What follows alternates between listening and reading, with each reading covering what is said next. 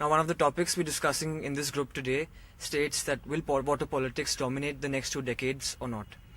Well, in my opinion, water politics will definitely dominate the next 2 decades, as we can see the number of conflicts of water are rapidly increasing, like the Indus Water Treaty between India and Pakistan, then the Tamil Nadu water dispute, and many other. I think one of the reasons is that India is highly dependent on some of its most important river systems, like the Ganges and its tributaries, for its water supply. Thus, everyone does not get enough water for their use, hence leading to conflicts. And one of the problems faced by people for obtaining water is that it is both difficult and expensive, again leading to conflicts. So, I mean, we all know that water is one of the most important elements of our life, and we use it almost everywhere. So, what we need to discuss today, I think we need to discuss the ways we can save water, starting from the very basic. Firstly, it's very important to understand the term water politics. Water politics in the real sense we can see is basically politics in case of water, whether it's drinking water, water for energy, water for household purposes, water of river, water of ocean, or anything. But politics existing for the purpose of water.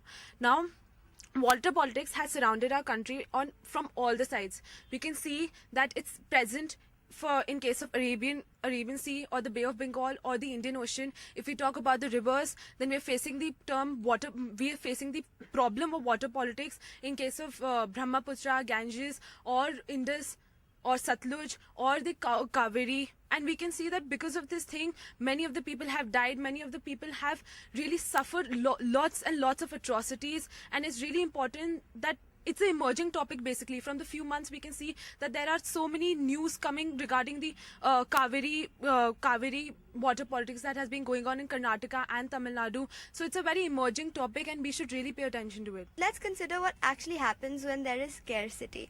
So when there is scarcity, the people who require water, or the people who are distributing the water, will be given the incentive to try and get more productive. So if you don't look at water, if you look at something like oil, 50 years ago we said that we're going to run out of oil in the next 30 years. It's been 20 years since that due date, and we still have more oil than we can ever imagine, and there is a reason for that. So yes, there is scarcity, and yes, there is grievances regarding water, but that doesn't mean that we're going to simply go into war. The first step, or rather the first reaction of most people, is going to be, how can I get more productive? How can I get more water? How can I save more water and waste less, so that there is more water for me? It's not going to be, I'm going to blow up another country and steal their water. The other thing which is very important to understand regarding politics is that there may be discussion and there may be tensions between two countries who are fighting over a specific water body, but that will not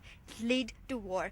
Yes, I do agree that by the scarcity of water, the politicians, if you go in slums, during the local elections, the politicians do make promises like they'll give us 1,000 liters of drinkable potable water.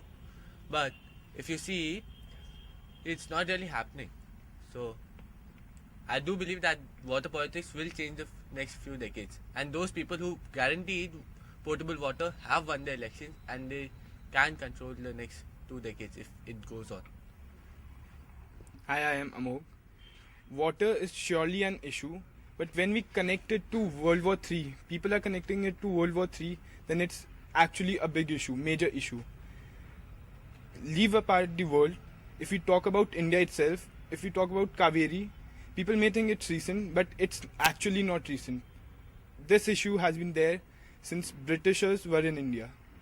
It's issue that was raised in 19th century itself. So why won't it not continue for next 2 decades? It would surely continue for next 2 decades, and it would even worsen from what it is and what it was. I personally feel that water crisis have already entered the political scenario. Look at the way Aam Aadmi Party is trying to exploit the Punjab elections and by water crisis. Look at the way this CAUVERY dispute was handled. Behind these scenes, everywhere there was politics for sure, And that is the main reason I think these disputes are not being able to be solved properly. If politics would have been removed from these disputes, I think they could have been solved very easily. And yeah, surely water crisis will take place. Personally feel that, and politics will play a major role in the next 2 decades. Thank you. Hello. Water, like other resources, is valuable, but what makes it important is it is acting as a soft power right now because of its economic value that it holds right now. What I feel is, like, when time comes, like Shagun talked about oil, so likewise now we have alternative resources, alternative things that have replaced oil. So likewise we might have things that might replace water in the future, and which would not lead to a crisis. But definitely I feel that water politics has become more dominant right now and might as well take place in the future. When we come to the grassroots level, in our country only, there is water politics persisting right now. I mean, doesn't it happen that a lady was telling me a few days back that there was a time, and there is a time right now in many states of India, where people don't share water with some people from lower castes. I mean, that is politics. That is water politics. We tend to not give water to some people from lower caste and lower societies. We feel that's our water and we have a birthright on that water. But that's actually not true. I mean, water is a natural resource and everyone in this country do have a right on water. So I think that water politics has been there, is there, and will always be there.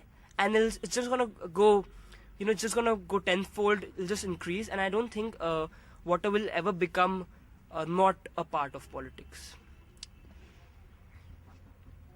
I have another point. None of us can say that we own water, that this water is mine or his. It's a gift of nature, actually. So no one has a superior right over water or any such thing. Water politics is, I think it's very essential for the community, for the society, for every nation. If not today, but in future, definitely.